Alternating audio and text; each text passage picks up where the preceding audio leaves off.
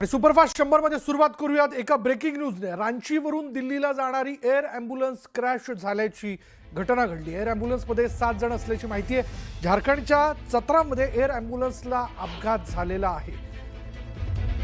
त्याची दृश्य आपण बघतोय।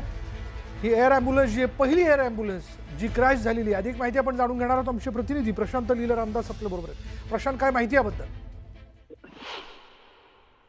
विशाल, तीन अत्यंत महत्वाच्या गोष्टी की रांचीवरून दिल्लीला जाणारं हे विमान हे एक एअर ॲम्ब्युलन्स होतं आणि हे झारखंडमध्ये कोसळलं। या beach craft king air B9L या जातीचं हे विमान होतं आणि रेडबेज एअरवेज मार्फत हे चालवलं जात होतं। या विमानात एकूण 7 जण होते।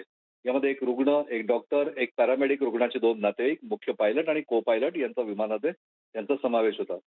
रांचीच्या बिरसा मुंडा विमानतळावर संध्याकाळी 7:07 या विमानानं टेक ऑफ घेतला आणि अवघ्या 20 मिनिटात म्हणजे 7:34 सुमारास विमानाचा एअर ट्रॅफिक कंट्रोलशी संपर्क तुटला।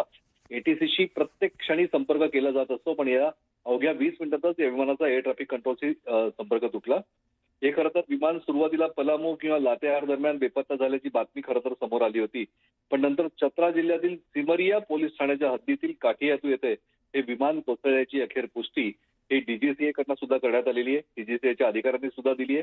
प्राथमिक माहितीनुसार जर का आपण बघितलं तर खराब हवामानामुळे या विमानाचा संपर्क तुटला असावा असा अंदाज वर्तवण्यात येतोय, पण अद्याप जीवितहानीबद्दल जरी कोणती अधिकृत माहिती समोर आली नसली तरीही ज्या पद्धतीनं हे विमान गायब झालं, या विमानाचा संपर्क किंवा हे विमान कोसळलंय, त्यामुळे या विमानात असलेल्या 7ही जणांचं नेमकं आयुष्य कोणत्या स्थितीत आहे, जिवंत आहे, जखमी आहे, याबद्दल कोणताही अधिकृत माहिती आता या क्षणी तरी आपण देऊ शकत नाही। विशाल, धन्यवाद प्रशांत। या सगळ्या माहितीबद्दल आमचे प्रतिनिधी प्रशांत बाग आपल्याबरोबर होते। त्यांनी या अपघाताबद्दलची माहिती आपण देऊ केलेली। दिल्लीला जाणारी एअर ॲम्ब्युलन्स ही क्रॅश झाल्याचं आपण दृश्यांमध्ये बघतोय।